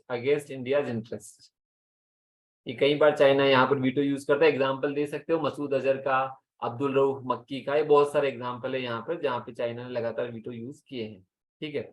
ये आप दिखा सकते हो यहाँ पर अपने आंसर्स के अंदर। नाउ अब एक और कुछ और इंपॉर्टेंट फॉर्म में भी खत्म नहीं हुआ ये आंसर, अभी तो आप सोचो और भी आंसर अपने आएगा, जिसमें आपको मेन देना है क्वाड का देना है, I2U2 का देना है, IPEF Indo Pacific economic framework का देना है, जहां जहां पे बेसिकली इंडिया का इंपॉर्टेंट रोल आप लोगों को देखने को मिलेगा। तो मैं आपको दिखाता हूँ, आपको इसका एक और इंपॉर्टेंट एंगल बताता हूँ क्वाड का, ठीक है। आप चाहे जितने भी इंपॉर्टेंट बॉडीज है क्वाड ले लो, ठीक है। क्वाड की अपन बात करते हैं तो आप लोगों को ध्यान होगा, जो क्वाड्रिलेटरल सिक्योरिटी डायलॉग है हमारी, जो 4 कंट्रीज है, ठीक है, कौन कौन सी है आपका, यूएसए है, इंडिया है, जापान है और ऑस्ट्रेलिया है, ठीक है। 4 कंट्रीज आपके क्वाड का पार्ट है। अब आपको एक चीज बताता हूँ, कोविड के बाद क्या हुआ है, सप्लाई चेन के काफी सारे डिस्ट्रप्शंस हुए थे, आप लोगों को ध्यान है। कोविड के बाद सप्लाई चेन डिस्ट्रप्शंस काफी ज्यादा हुए, और उसके बाद बेसिकली हम चाह रहे थे, क्योंकि कोविड के टाइम पर चाइना की मोनोपोली काफी बढ़ गई थी, क्योंकि सारा का सारा जो रॉ मटेरियल वगैरह था वो सब चाइना से आता था। तो अभी बेसिकली क्वाड ने अपना पूरा का पूरा सेमीकंडक्टर फैसिलिटी भी स्टार्ट किया है, क्वाड का पूरा वैक्सीन नेटवर्क भी है, क्वाड का रेयर अर्थ प्रोक्योरमेंट चेन भी है। तो इन सब सेक्टर्स के अंदर बेसिकली वो क्या कर रहे हैं, चाइना की हेजेमनी को काउंटर कर रहे हैं। कौन काउंटर कर रहा है, वेस्ट, और बेसिकली उसमें वो इंडिया का भी इंटरेस्ट सर्व हो रहा है। लेकिन अब अगर अपना गवर्नमेंट ऑफ इंडिया का व्यू की बात करते हैं, तो इंडिया बोलता है, हमारा ऑफिशियल व्यू क्या है, भले ही इनडायरेक्ट व्यू कुछ और हो, ऑफिशियल व्यू है quad is not the alliance of containment. हमने क्वाड को, किसी कंट्री को कंटेन करने के लिए हम क्वाड में ज्वाइन नहीं हुए हैं। कई बार ये भी क्वेश्चन आ जाता है एग्जाम में, India is the weakest link of quad, India quad का सबसे वीकेस्ट लिंक है, ठीक है, कमेंट, ठीक है। कई तरह से क्वेश्चन पूछे जाते हैं, बट आपको जस्टिफाई करना होगा। पहला, अगर क्वाड को लेकर हम बात करें, हमारी जो गवर्नमेंट ऑफ इंडिया का व्यू है, गवर्नमेंट ऑफ इंडिया क्या बोलती है, quad is an alliance for, quad किसके लिए है, quad is an alliance for free inclusive, ठीक है। जो वर्ड यूज करते हैं अपन, क्वाड क्या है, आपकी जो अलायंस है, जो फ्री है, ओपन है, inclusive, free, open, inclusive, Indo Pacific, इसके लिए वर्ड यूज की जाता है। ये सारे के सारे वर्ड कि हमारा जो फ्रीडम ऑफ नेविगेशन सिक्योर रहे, फ्री रहे, ओपन रहे, इंक्लूसिव, इंडो पैसिफिक रहे, and it is not the alliance of containment. ये हमारा ऑफिशियल व्यू है, it is not the alliance of containment. ये किसी कंट्री को कंटेन करने के लिए नहीं बनाई गई है। लेकिन आप लोगों को पता है चाइना इसको क्या बोलता है, चाइनीज फॉरेन मिनिस्टर है जिनका नाम था यांग यी, उन्होंने बेसिकली, या चाइनीज फॉरेन मिनिस्टर ले लो, या आपके रशिया के फॉरेन मिनिस्टर ले लो सर्जी लावरोव, उन्होंने क्या बोला था, इसको एशियन नाटो, ये वर्ड यूज किया था उन्होंने, एशियन नेटो वर्ड यूज किया था, और बोला था ये जो अलायंस है ये एक एंटी चाइना अलायंस है। उन्होंने क्वाड को ये भी बोला है एंटी चाइना अलायंस, उन्होंने क्वाड को एंटी चाइना अलायंस के रूप में भी टर्म यहाँ पर दिया है। तो ये वर्ड भी वो यूज करते हैं। बट हाँ, आपको इसको किस टाइप से दिखाना है कि क्वाड बेसिकली क्या है, इसके लिए मैं दिखाऊंगा, it is an arc of democracy. आप चाहो तो शुरुआत भी कर सकते हो उसके लिए, अगर क्वाड का कोई क्वेश्चन आ जाए आपको। It is an arc of democracy, क्योंकि चारों की चारों आप देखोगे डेमोक्रेटिक कंट्री है, चाहे बेसिकली आपका इंडिया हो, चाहे आपका जापान हो, चाहे आपका यूएसए हो, चाहे आपका ऑस्ट्रेलिया हो, ठीक है। तो इस तरीके से हम इसको देख रहे हैं, this is for free, open, inclusive, Indo Pacific, ये वर्ड हमको यूज करने हमारे आंसर्स के लिए, ठीक है। बट हाँ, यहाँ पर बेसिकली क्वाड की वजह से बेसिकली क्या हो रहा है, इंडिया चाइना रिलेशंस में दिक्कतें आ रही, क्योंकि इश्यूज ही तो देख रहे हैं। हाँ, इंडिया चाइना रिलेशंस में इश्यूज आएंगे क्वाड की वजह से डेफिनेटली, और आ भी रहे हैं। ठीक है। तो और हम इसका जस्टिफिकेशन भी बहुत सारे तरीके से देते हैं कि ये तो बेसिकली पैसिफिक ओशन की, इंडो पैसिफिक अलायंस है, हम तो बेसिकली फ्रीडम ऑफ नेविगेशन को सिक्योर कर रहे हैं। अब चाइना को क्या था, इतने टाइम से मजा आ रहा था कि पूरा का पूरा हेजेमनी उसका हो गया था साउथ चाइना सी पर भी, धीरे धीरे वो इंडियन ओशन पे, पैसिफिक ओशन पे भी बेसिकली सारी चीजें कर रहा था, बट इस अलायंस ने उस चीजों को काउंटर किया है। अब इसका इंपॉर्टेंट एस्पेक्ट ये है कि चाइना की जो हेजेमनी है अदर सेक्टर्स के अंदर, वो काउंटर कर रहा है किसके थ्रू, जैसे कि क्वाड का रेयर अर्थ मेटल्स, क्वाड का जो रेयर अर्थ मेटल्स का चेन बना हुआ है पूरा का पूरा, Quad rare earth metal chain, ये भी एक इंपॉर्टेंट पार्ट है इसका, क्वाड का रेयर अर्थ मेटल चेन भी, वो भी आप यहाँ पर दिखा सकते हो। ठीक है, ये आप यहाँ पर यूज कर सकते हो। क्वाड का जो वैक्सीन नेटवर्क है वो भी एक इंपॉर्टेंट पार्ट है यहाँ पे, क्वाड का वैक्सीन नेटवर्क, ये भी आप यूज कर सकते हो अपने आंसर्स के अंदर। ठीक है, ये स्पेशली आप दे सकते हो सप्लाई चेन डिस्ट्रप्शंस के बाद, काफी सारे इश्यूज क्रिएट हुए थे कोविड के बाद, तो कोविड के बाद बेसिकली इस तरह से कंट्री चाइना की हेजेमनी को कर्टेल डाउन करी। बीच में आपने देखा होगा यूएस से जो अपने एप्पल वगैरह के स्टोर की जो मैन्युफैक्चरिंग फैसिलिटीज थी वो चाइना से शिफ्ट कर रहा था। तो क्वाड में ध्यान रखना आपको, ये सारी चीजें डालनी है, रेयर अर्थ वाला, सप्लाई चेन डिस्ट्रप्शंस वाला, वैक्सीन नेटवर्क वाला, ये सब चीजें डाल सकते हो क्वाड के अंदर, कि क्वाड में ये सारी चीजें भी अपन बात कर रहे हैं चाइना को लेकर। Now the next one. ठीक है, नेक्स्ट इशू लेते हैं अपन यहाँ पे, just a minute, yes, now the tenth one issue हो जाएगा आपका। देखो अब मेजर जो आपके इश्यूज है, मेजर इश्यूज तो अपने हो गए हैं, अदर इश्यूज में आप डाल सकते हो अदर चैलेंजेस, या अदर इश्यूज में आप अपन डाल सकते हैं कि अदर क्या क्या इश्यूज हैं चाइना के साथ। तो उसमें बेसिकली आप कुछ और चीजें दिखा सकते हो, जैसे कि हमारी जो पॉलिटिकल समिट्स वगैरह है, अगर आप अलग से डालना चाहो तो आप लोगों को ध्यान है, हमने इनफॉर्मल समिट्स वगैरह स्टार्ट करी थी, बट इनफॉर्मल समिट्स भी केवल 2 ही इनफॉर्मल समिट्स हुई थी, एक हुई थी आपका चाइना के अंदर और दूसरी हुई थी इंडिया के अंदर, जो महाबलीपुरम वाली समिट थी। तो 2 ही समिट्स हुई थी, तो इनफॉर्मल समिट्स भी बेसिकली फ्रूटफुल रिजल्ट्स नहीं आए। Informal summits not utilised for productive outcomes. ठीक है, ये भी आप एक चीज, अब इसमें जो मेजर मुद्दे हैं वो बता दिए, अब क्या कर सकते हैं, वो इंपॉर्टेंट चीज है कि क्या क्या किया जा सकता है, वो एक इंपॉर्टेंट एस्पेक्ट है यहाँ पर। क्वाड के बाद, इनफॉर्मल समिट्स के बाद अदर में बेसिकली आपके पीपल टू पीपल भी बहुत सारे चैलेंजेस आते हैं, वीजाज वगैरह को लेकर, वो सब आपके चैलेंजेस आ जाते हैं। एक हाँ, क्वाड का जो था उसमें एक और नाम लिख लेना, क्वाड में सप्लाई चेन रेजिलियंस इनिशिएटिव का जो पार्ट है एससीआरआई वाला, उसको भी क्वाड से अपन लिंक करने का ट्राई करें, जो अपना एससीआरआई इनिशिएटिव है, आप चाहो तो उसको लिख सकते हो। उसके अलावा जो सेमीकंडक्टर इंडस्ट्री वाले जो चैलेंजेस है उसको भी आप दिखा सकते हो, सेमीकंडक्टर इंडस्ट्री वाले चैलेंजेस हैं। एक सोलर डिस्प्यूट्स वगैरह भी काफी सारे चलते रहते हैं चाइना के साथ, सोलर डिस्प्यूट्स रॉ मटेरियल वगैरह को लेकर, सोलर डिस्प्यूट्स वगैरह दे सकते हो, ऐसे आपके जनरल चैलेंजेस दिखा सकते हो।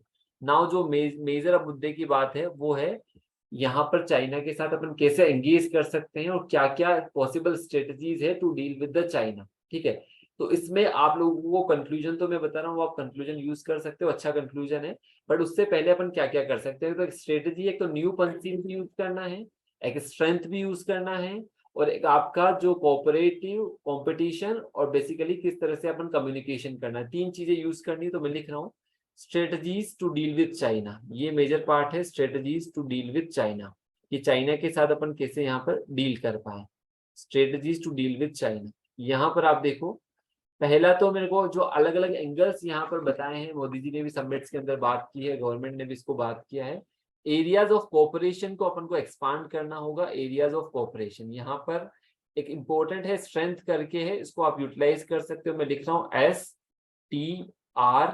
STRENGTH, कौन कौन से एरियाज इसके नीचे में मेंशन कर रहा हूँ। एस का मतलब है स्पिरिचुअलिटी, एस का मतलब है स्पिरिचुअलिटी, इसमें बेसिकली अपन को प्रमोट करना है, प्रमोटिंग महायान वगैरह अपन प्रमोट कर सकते हैं चाइना के अंदर, क्योंकि ईस्ट एशिया वाली कंट्री है। टी का मतलब है आपका ट्रेड वाले पार्ट को नॉर्मलाइज करना है, टूरिज्म वाले पार्ट को यहाँ पर जोड़ा गया है, ट्रेड, ट्रेडिशन, टेक्नोलॉजी और टूरिज्म, ये सारा का सारा पार्ट यहाँ पर कनेक्ट हो जाएगा टी के अंदर, टूरिज्म।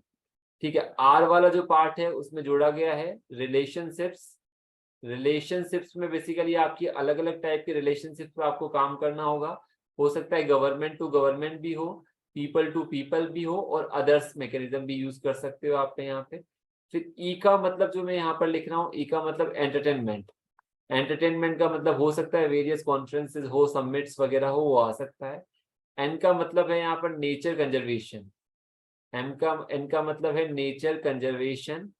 इसमें क्लाइमेट चेंज वगैरह को कनेक्ट किया जा सकता है चाइना के साथ, ठीक है।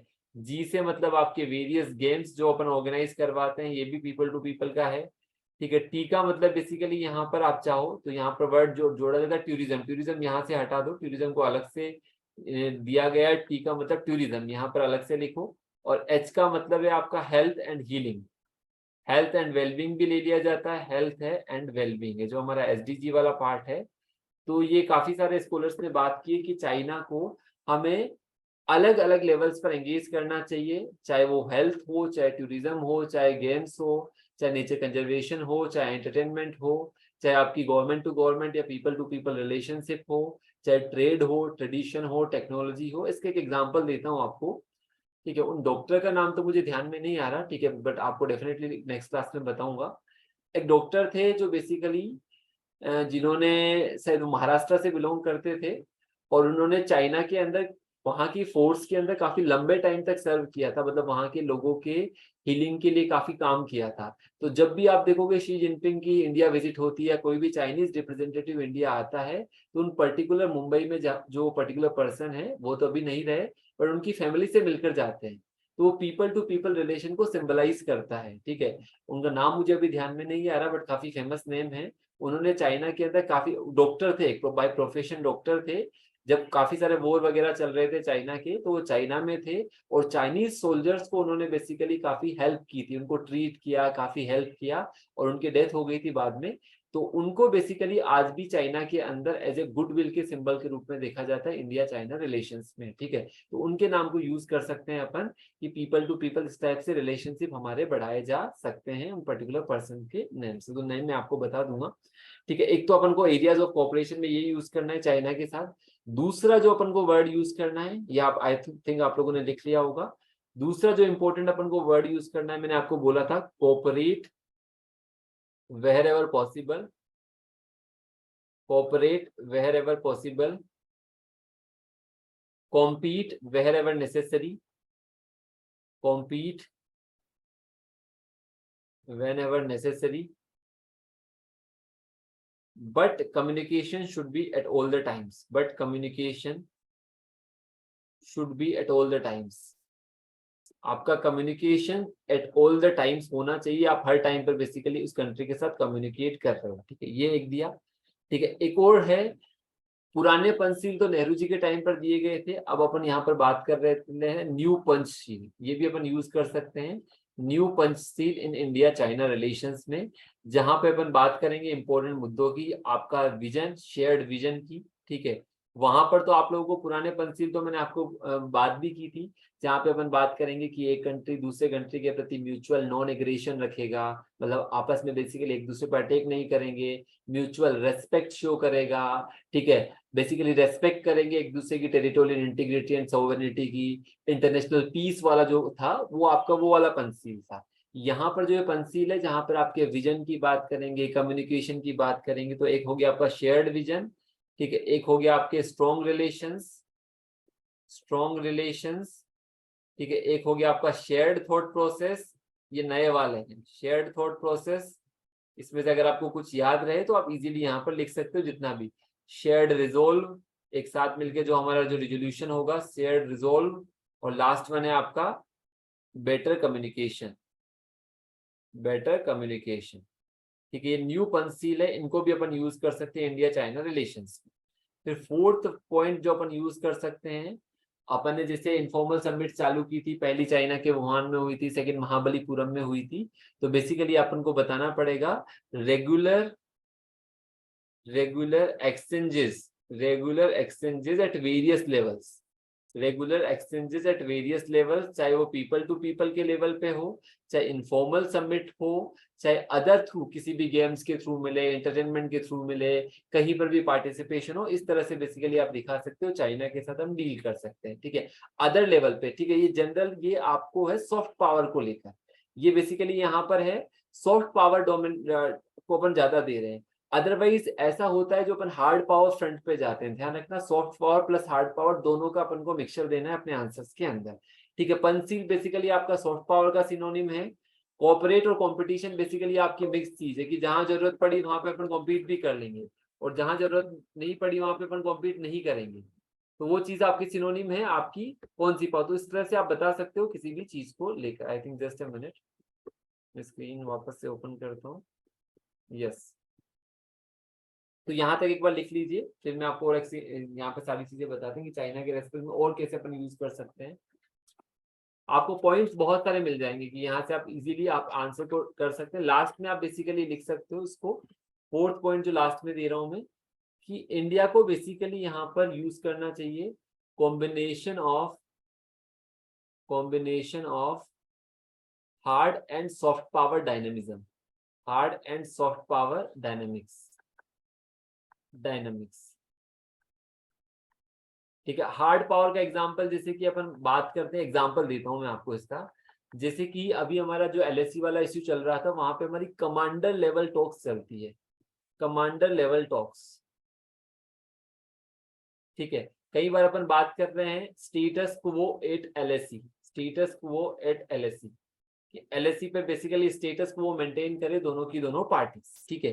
कई बार बेसिकली अपन बात कर रहे हैं चाइना से, ठीक है, China India, China India relationships as a as a as a symbol of Asia's growth, as a symbol of Asia's growth, इस टाइप से भी अपन बात कर रहे हैं चाहे इकोनॉमिक टर्म्स में हो, ठीक है। अब जैसे कि अपन ने, आप लोगों ने देखा होगा, अपन ने एशिया अफ्रीका ग्रोथ कॉरिडोर शुरुआत करा था जापान के साथ मिलकर, आप लोगों को ध्यान होगा। तो बेसिकली वहां पर कई सारी चीजें आ रही है कि चाइना के जो आउटरीच है, क्योंकि आप अफ्रीका में देखोगे ना तो चाइनीज इन्वेस्टमेंट काफी ज्यादा है एज कम्पेयर टू इंडिया, ठीक है। इंडिया से लगभग 3-4 गुना ज्यादा चाइनीज इन्वेस्टमेंट आप लोगों को देखने को मिलेगा अफ्रीका के अंदर, ठीक है, डेटा के टर्म्स में अगर हम बात करते हैं। तो वो वाली सारी चीज दिखानी है कि उसकी वजह से बेसिकली चाइना इंडिया रिलेशन में जब एशिया अफ्रीका ग्रोथ कॉरिडोर आया तो चाइना को दिक्कत वहां पर हो गई, क्योंकि बेसिकली वो अपन जापान के साथ मिलकर अफ्रीका में अपनी आउटरीच को बढ़ा रहे थे। तो वहां पर बेसिकली इश्यूज आते हैं, ये आप दिखा सकते हो, ठीक है। लास्ट में बेसिकली आपको दिखाना है कि जो हमारी पार्टनरशिप्स है वो पार्टनरशिप्स कैसी होनी चाहिए। हमारी पार्टनरशिप्स होनी चाहिए इक्वल, ठीक है। हमारी पार्टनरशिप हम सपोर्ट करते हैं इक्वल पार्टनरशिप का। इंक्लूसिव पार्टनरशिप्स, इंक्लूसिव हो गई या ब्रॉड बेस्ड पार्टनरशिप्स हो गई। जो ब्रॉड बेस्ड का मतलब जो कि बेसिकली बहुत सारे एंगल्स पे बहुत सारे कॉम्बिनेशंस पे एक साथ अपने को लेकर आएगी। इंक्लूसिव हो गई, ब्रॉड बेस्ड हो गई।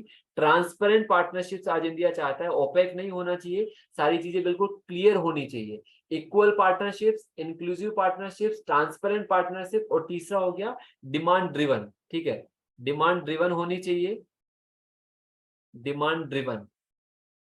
तो अब लास्ट में, तो आप लास्ट में ये भी दिखा सकते हो, so we need equal partnerships based on inclusive and broad based approach to derive demand driven transparent partnerships. इस टाइप से कुछ अपना एंड कर सकते हो, बट सारे के सारे वर्ड्स अपन यूज कर सकते हैं अपने लास्ट के अंदर। तो बहुत सारा आपको उसमें कंक्लूजन भी मिल जाएगा और आपको सारी चीजें यहाँ पर क्लियर हो जानी चाहिए।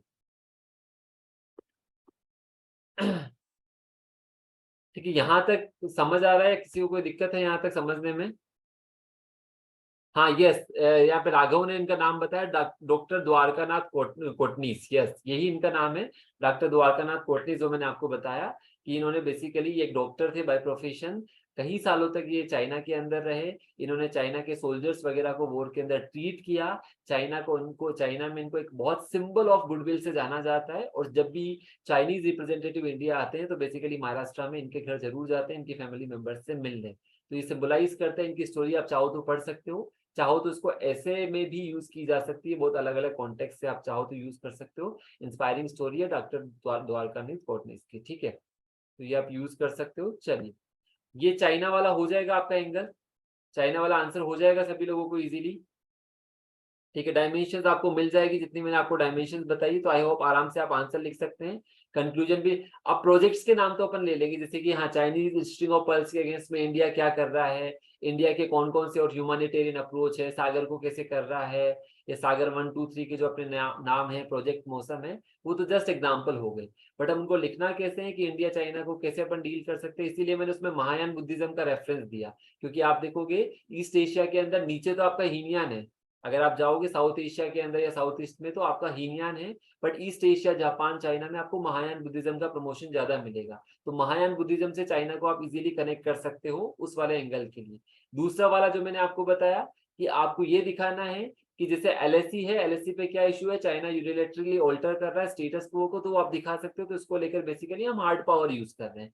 लेकिन बेसिकली अगर इकोनॉमिक टर्म्स में है तो वहां पे कंपटीशन को प्रमोट कर रहे हैं। मैंने आपको लिखा cooperate wherever possible, but जब जरूरत पड़ेगी तो अपन कॉम्पीट भी करेंगे इकोनॉमिक टर्म्स के अंदर भी। तो इकोनॉमिक टर्म्स को काउंटर करने के लिए अपन कॉम्पिटिशन भी कर रहे हैं। दूसरा, जहां पर भी चाइना हेजेमनी को काउंटर कर रहा है वहां पे अपन अलग अलग अलायंसेस बना रहे हैं, जैसे क्वाड के साथ मिलकर अपन जो सिक्योर कर रहे हैं इंडो पैसिफिक का नेविगेशन वाला पार्ट, वो आप रेफरेंस दे सकते हो। ठीक है, इसके अलावा रीजनल ऑर्गेनाइजेशन का अपन हेल्प ले रहे हैं, चाहे एससीओ हो गया, सार्क हो गया, बिम्स्टेक हो गया, तो वहां पर बेसिकली कैसे इंडिया अपने आप को एक लीडिंग पावर के रूप में बेसिकली रिप्रेजेंट कर रहा है। तो आप बहुत अलग अलग एंगल देके यहाँ पर सारी चीजें दिखा सकते हो। लास्ट में मैंने आपको दिखा दिया हमारा एजेंडा है इक्वल पार्टनरशिप पे। यहाँ पर एक और स्टेटमेंट है, मोदी जी ने उस टाइम भी बोला था, एक स्टेटमेंट है हमारे प्राइम मिनिस्टर का और बेसिकली फॉरेन मिनिस्टर का भी ऑफिशियल स्टेटमेंट था कि 1960s के अंदर भी बेसिकली इंडिया क्या था, इंडिया नॉन अलाइन था दोनों से।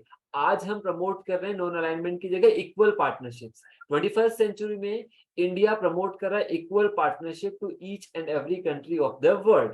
तो ये आप अपने रेफरेंस में आंसर में दे सकते हो कि इक्वल पार्टनरशिप आज हमारा सिनोनिम है, इक्वल भी हो, इंक्लूसिव ब्रॉड बेस, सारी की सारी चीजें हो। ठीक है, चलिए यहाँ तक क्लियर है। नाउ अब जैसे अपन को कुछ कंट्रीज का देखना है, वो मैं आपको नेक्स्ट क्लास में एक साथ 3 4 कंट्रीज में दिखाऊंगा, जिसमें अपन नेपाल देखेंगे। ठीक है, नेबरहुड के अंदर अपन एक चार्ट बनाएंगे सबका। नेपाल, आपका भूटान हो गया। ठीक है, नेक्स्ट आपका नेपाल भूटान अपना श्रीलंका हो जाएगा, बांग्लादेश हो जाएगा, जो इंपॉर्टेंट कंट्रीज है अपने जहां से बहुत सारे प्रोजेक्ट चल रहे हैं। तो इनके सबके बेसिक फैक्ट्स तो अपना रहेगा कि क्या कहाँ से रिलेशनशिप चालू हुई, ठीक है, कौन सी ट्रीटी है जहां से रिलेशनशिप अपन चालू कर रहे हैं, कौन कौन से इंपॉर्टेंट प्रोजेक्ट्स हैं, कौन कौन से इंपॉर्टेंट डेवलपमेंटल इनिशिएटिव्स हैं, कौन कौन से इश्यूज है, क्योंकि इश्यूज क्या क्या है, कहाँ कहाँ पे अपन वर्क कर रहे हैं और बेसिकली कैसे कर सकते हैं। और इन सब में एक पॉइंट आपका चाइना का फिक्स आने वाला ही है। चाइनीज मेडलिंग जो मैंने आपको वर्ड यूज किया है, चाइनीज इंटरफेरेंस जो वर्ड यूज किया, हर के अंदर आएगा। विद एग्जांपल आप सब्सटेंटिएट उसको कर सकते हो, चाइनीज एंगल आना ही आना है। दूसरा angle basically neighbourhood first policy वाला, सब में एंगल जाएगा ही जाएगा अपना। रोल ऑफ रीजनल इंस्टीट्यूशंस का एंगल सब में जाएगा ही जाएगा। कनेक्टिविटी वाला एंगल सबके अंदर जाएगा ही जाएगा, चाहे आप आपका साफ्टा ले लो, चाहे आपका कोई सा भी कनेक्टिविटी का प्रोजेक्ट बीपीआईएन ले लो या अदर प्रोजेक्ट्स ले लो। ठीक है, फिर उसके बाद बेसिकली सबके अपने अपने खुद के इश्यूज हैं। नेपाल के अंदर जैसे कॉन्स्टिट्यूशनल इश्यूज चल रहे थे, पॉलिटिकल इश्यूज चल रहे थे, श्रीलंका के अंदर इकोनॉमिक क्राइसिस का चल रहा था, बांग्लादेश के अंदर और भी क्या क्या इश्यू चल रहे हैं। तो वो पर्टिकुलर इश्यूज के एक साथ चार्ट बना के अपन सारा कंपेयर कर लेंगे, ताकि सारी कंट्रीज को, नेबरहुड को आप अच्छे से समझ पाओ। चाइना को एक अलग से डील करना था, क्योंकि चाइना से क्वेश्चन आने की प्रोबेबिलिटी काफी ज्यादा रहती है अलग अलग फ्रंट्स पे। ठीक है, तो एक बार चाइना से रिलेटेड अगर आपको कोई भी डाउट हो तो डाउट मुझे पूछ लीजिए कि सर इस पॉइंट में चाइना में क्वेश्चन में लिखने में दिक्कत आएगी, चाहे आपका इश्यूज हो, चाहे आपके आउटकम्स हो, या कुछ भी पार्ट हो। तो चाइना वाला तो अपन एंड करते हैं, बाकी सारी कंट्री को कल पैरेलल में अपन स्टडी करेंगे। तो एक बार चाइना तक कोई भी डाउट किसी को भी हो तो पूछ लीजिए। ठीक है, जो नाम यहाँ पे डॉक्टर द्वारकानाथ कोटनीस का आप नाम लिख लीजिए, इसको आपको यूज करना है अपने आंसर में। द्वारकानाथ कोटनीस, KOTNIS। ठीक है, जो मैंने इंडिया चाइना में एग्जांपल दिया उसको आपको यूज करना ही करना है। ठीक है ना, वो फटाफट से आप लोगों को जो भी डाउट है क्वेश्चन लिखने में कहीं पे भी, आई थिंक मैं आपको इंट्रो भी साथ में बता रहा हूँ, आपको कंक्लूजन भी साथ में बता रहा हूँ। अब आपको चाइना के क्वेश्चन में आपके पास कंक्लूजन अच्छा है, इन चारों पांचों में से कोई भी कंक्लूजन आप निकाल के दे सकते हैं। ये डिजिटल फुटप्रिंट वाला, हाँ, चाइना का जो मैंने आपको बोला, China expanding it's digital outreach, तो ये पॉइंट भी लिख लीजिए, ये पॉइंट भी इंपॉर्टेंट है चाइना का। ठीक है, मैं आपको लिख देता हूँ यहाँ पर। ठीक है, आप इसको यूज कर ही सकते हो अपने आंसर के अंदर, जो अपन इश्यूज देख रहे थे वहां पे ये पॉइंट लिख लीजिए आप। ठीक है, अदर चैलेंजेस के अंदर यहाँ पर जो था हमारा चाइनाज डिजिटल फुटप्रिंट, इस टाइप से ये पॉइंट आप अलग से डाल सकते हो। चाइना डिजिटल फुटप्रिंट बोल दो या बेसिकली चाइना डिजिटल आउटरीच बोल दो, कुछ भी वर्ड यहाँ पर यूज कर सकते हो, फुटप्रिंट या आउटरीच, फुटप्रिंट या चाइना आउटरीच। ठीक है, ये पॉइंट यहाँ पर यूज किया जा सकता है। और इसके अंदर मैं आपको एग्जांपल्स भी दे देता हूँ। प्रेजेंटली चाइना ने जो जो किए हैं, यहाँ पर एग्जांपल लिख लो। Digital silk road, digital silk road, ये भी बेसिकली किसका कंपोनेंट है? ये कंपोनेंट ऑफ बीआरआई है। बीआरआई मतलब आपका बेल्ट एंड रोड इनिशिएटिव जो अपने देखा था, कंपोनेंट ऑफ बीआरआई है डिजिटल सिल्क रोड। इसका एग्जांपल आप दे सकते हो यहाँ पर। ठीक है, उसके अलावा एक एग्जांपल और यहाँ पर आप दे सकते हो। चाइना जो बेसिकली यूज कर रहा है यहाँ पर स्पाइंग वगैरह के लिए यूज कर रहा है चाइना, डिजिटल सिल्क रोड का। सेंसिटिव इंटेलिजेंस यहाँ पर गैदर कर रहा है चाइना। जो मैंने आपको बोला था, इंडिया ने काफी सारे चाइनीज एप्लीकेशन को बैन कर दिया क्योंकि वो स्पाइंग कर रहे थे, यहाँ से इंटेलिजेंस गैदर कर रहे हैं, सेंसिटिव इंटेलिजेंस गैदर कर रहे हैं। साइबर अटैक्स वगैरह, साइबर अटैक्स तो बहुत बड़ा डोमेन बन चुका है आजकल ये वाला पार्ट का, साइबर अटैक्स वाला। ठीक है, ये वाला पार्ट भी इंपॉर्टेंट है। स्ट्रेटेजिक थ्रेट है ये हमारी सोवेनिटी को, स्ट्रेटेजिक थ्रेट के रूप में आप दिखा सकते हैं। तो डिजिटल फुटप्रिंट को बहुत सारे एंगल से जोड़ सकते हैं। जैसे मैं आपको एग्जांपल देता हूँ, अभी रिसेंटली, ठीक है, वो चाइनीज एप्लीकेशन का है नहीं, बहुत सारे अटैक, जैसे एम्स पर अटैक हुआ था, साइबर अटैक, ठीक है, रिसेंटली। और आप लोगों ने देखा था एम्स की ओपीडी लगभग 1 महीने तक ठप पड़ी रही थी जब साइबर अटैक हुआ था। और उन्होंने, आप लोगों को ध्यान है, उन्होंने रिश्वत भी किसमें मांगी थी? क्रिप्टो करेंसी के अंदर। ठीक है, एम्स का बेसिकली आप लोगों ने सर्वर हैक कर लिया। ठीक है, डिजिटल हैकर्स ने, साइबर अटैक हुआ और बोला कि बेसिकली क्रिप्टो करेंसी के अंदर उन्होंने बेसिकली मांगी कि क्रिप्टो करेंसी के अंदर बेसिकली हमें आप ये सारी की सारी चीजें ट्रांसफर करो। और क्रिप्टो करेंसी के अंदर आप लोगों को पता है कि आप वो पता नहीं कर पाएंगे कि सोर्स क्या है, कहाँ पर जा रहा है, क्योंकि वो डिसेंट्रलाइज मैकेनिज्म है। तो ये भी थ्रेट्स बढ़ गए हैं आजकल कंट्री वाइड। इसीलिए आपको दिखाना है डिजिटल एंगल, डिजिटल फुटप्रिंट वगैरह जो चाइना यूज कर रहा है। अभी रिसेंटली भी आप लोगों ने देखा था कि वो जो यूएसए के अंदर जो बलून वाला जो था ना, कंट्रोवर्सी आई थी। यूएसए के जो पैसिफिक ओशन पे जो बलून वगैरह कर रहे थे, चाइना ने बोला है कि वो बेसिकली हमारा हमने भेजा हुआ है, लेकिन वो स्पाइंग के लिए नहीं है, वो जस्ट सुपरविजन के लिए भेजा था। तो उसको बेसिकली एक को शूट डाउन कर दिया था यूएसए ने। तो वो भी किसका एग्जाम्पल है? सेंसिटिव इंटेलिजेंस गैदर करने का, या स्पाइंग करने का, या various kind of strategic threat create करने का। तो एग्जांपल आप चाहो तो वो भी दे सकते हो, जो बलून कंट्रोवर्सी हुई थी चाइना यूएसए के बीच में। और जब चाइना, इसलिए मैंने आपको पढ़ा है क्योंकि चाइना को मैं सब जगह यूज करूंगा। अब यूएसए वाला एंगल आएगा तो भी यूज होगा, पाकिस्तान वाला एंगल आएगा तो भी यूज होगा, रशिया वाला एंगल आएगा तो भी चाइना आपका यूज होगा। सबके अंदर मल्टीपल अपन कनेक्ट कर पाएंगे। तो ये आई थिंक मैंने लिखवा दिया है। नाउ द नेक्स्ट डाउट आप पूछ लीजिए। Sir, can we also talk about Taiwan in Indo China dispute? देखो, Taiwan in Indo China dispute के अंदर आप लोगों को पता है ताइवान के अंदर चलता है वन चाइना प्रिंसिपल। तो ताइवान वाले इशू को यूएस से ज्यादा कनेक्ट किया जाता है रादर देन इंडिया वाले पार्ट से। ठीक है, क्योंकि बेसिकली आप लोगों को ध्यान है ताइवान वाला जो इशू हुआ है वो क्योंकि यूएसए बेसिकली वहां पे सिक्योरिटी प्रोवाइडर है। ठीक है, इंडिया का ज्यादा वहां पर रोल नहीं है। Please share handouts and slides. Yes, मैं आपको स्लाइड्स वगैरह की सबकी पीडीएफ बना के आपको शेयर कर दूंगा। कल तक आपको मिल जाएगी, जो भी स्लाइड्स मैंने आप लोगों को दिखाई है वो पीडीएफ बन के आपको कल तक मिल जाएगी। ठीक है, बाकी और जो डाउट हो वो पूछ लीजिए। ठीक है, तो ताइवान को बेसिकली इंडो चाइना में अलग ही रखो, ताइवान वाले इश्यू को। जैसे आप लोगों को ध्यान होगा ना, हांगकांग वाला अलग से गवर्न होता है, ताइवान वाला अलग से गवर्न होता है। अपन ध्यान रखते हैं ना, वन कंट्री टू सिस्टम्स, ये वर्ड यूज किए जाते हैं, वन चाइना प्रिंसिपल। ठीक है, जैसे इसराइल पैलेस्टीन में अपन अलग वर्ड यूज करते हैं, तो सब जगह ये अलग अलग वर्ड यूज किए जाते हैं। तो वहां पे यूएसए से ज्यादा लिंक्ड है वो इश्यू रादर देन इंडिया।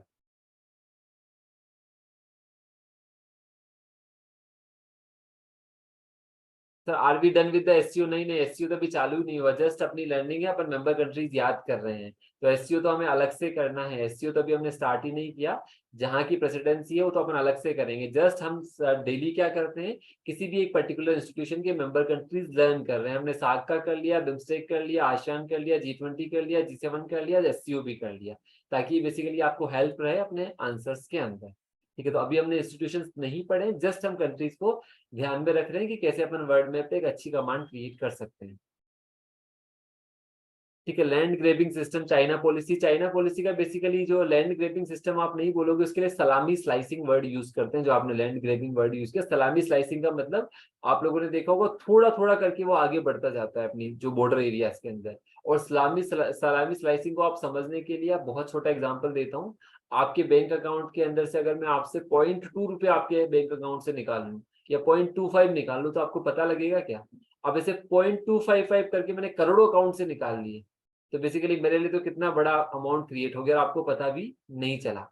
तो वैसे ही सलामी स्लाइसिंग जो इकोनॉमिक सेंस में मैंने आपको बताया, वैसे ही चाइना यूज करता है, थोड़ा थोड़ा बेसिकली आगे बढ़ता जाता है, और कब बेसिकली वो किलोमीटर या मीटर तक आगे बढ़ जाता है कि हमें पता भी नहीं लगता। तो उस तरह से लैंड ग्रैबिंग जो स्पेशली एलएसी वाले एरियाज में चाइना करता है। बाकी जो अपन ने एक्साइज चीन वाला रेफरेंस वगैरह तो अपन ने देख ही लिया था। क्लियर है यहाँ तक सभी लोगों को? चलिए फटाफट से आज की लर्निंग आप मुझे सब लोग एक एक दो दो सेंटेंस में लिखेंगे चैट के अंदर कि आज आप लोगों ने क्या सीखा। तो फटाफट से सब लोग लिख दीजिए, सब लोग टाइप करेंगे, मैं पढ़ रहा हूँ, पढ़ के बोलूंगा किसने क्या लिखा है। तो फटाफट से 2 मिनट्स के अंदर सब आप आज की लर्निंग लिखेंगे कि आज से आपको कौन सा नया पॉइंट जानने को मिला क्लास के अंदर। सब लोग इसमें लिख देंगे ताकि 1 बाय 1 सबको मौका मिल जाएगा। फटाफट से सब लोग टाइप कर दीजिए।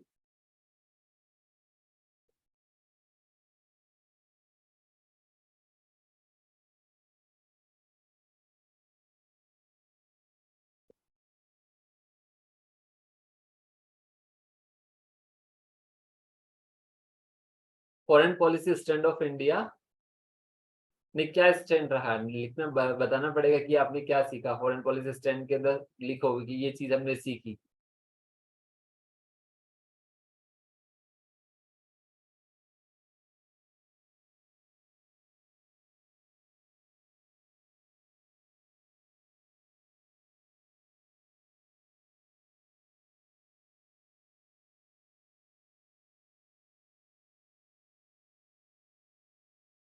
कि जो मेरे पास आए हैं यहाँ पर,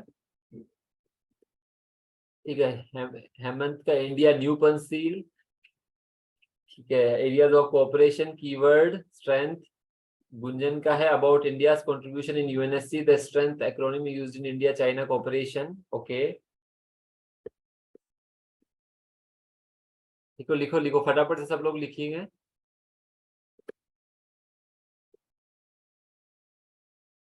About various issue with China and how are dealing with new points about Conceal 2.0। ठीक है, तने ने लिखा, राघव ने लिखा, I draw idea about Indo-China scenario, I learned keywords from them, some new dimensions like connecting quad angle strength acronym under topic how to deal with China strength, very new and informative, how China influence other countries। ठीक है, स्नेहा ने लिखा cooperate compete and communication। Gunjan का the new word decoupling trade and border। Okay,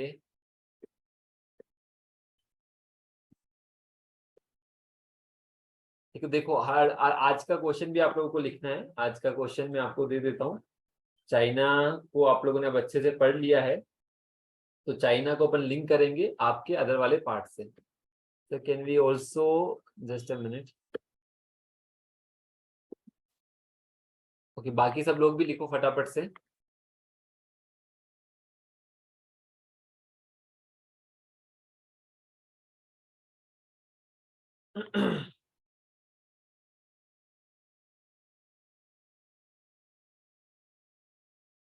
ठीक है, और आज का क्वेश्चन अपन लिख लेते हैं, strategies to deal China strength wherever possible. ये सारी स्ट्रेटेजी आपने सीख ली है। सलामी स्लाइसिंग जो मैंने आपको वर्ड बताया अभी, partnership with China to tackle the issues. ठीक है, तो आई होप डेली कुछ ना कुछ आप लोगों को नया सीखना है क्लास से, और ट्राई करना है अपने आंसर्स के अंदर। New dimension with wider view covering mainly all aspects in brief and at place one place. Okay,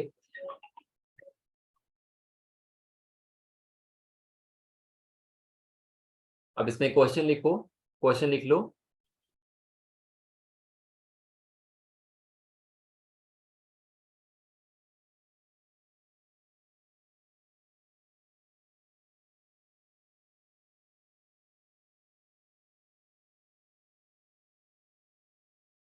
just a minute, जब तक सब लोग अपने व्यू पॉइंट दे दो, तब तक मैं एक अच्छा क्वेश्चन देखता हूँ जो यूपीसी ने पूछा हुआ हो।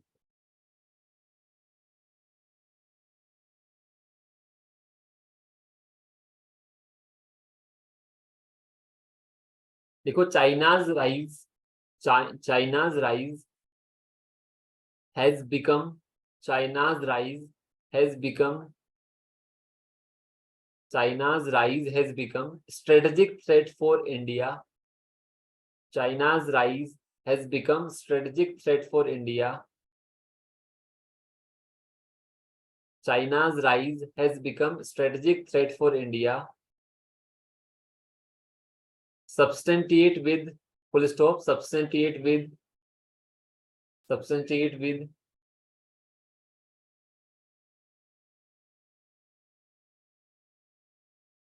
substantiate with various examples. Substantiate with various examples. China's rise has become strategic threat for India. Substantiate with various examples. बस ये आपको लिखना है कल कि चाइना का राइज इंडिया के लिए स्ट्रेटेजिक थ्रेट कैसे बना है, कहां कहां पर बना है, विद द एग्जांपल्स आपको बताना है. 10 marker, this is a 10 marker question, you have to write in 2 pages.